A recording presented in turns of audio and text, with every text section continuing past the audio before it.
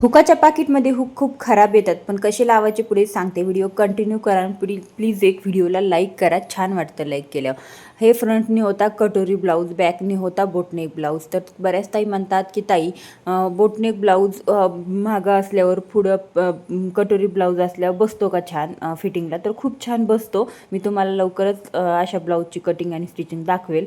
तर बघा, आता हुक लावताना प्रत्येक वेळी हुक असे पुढं टोक असताना लावायचे.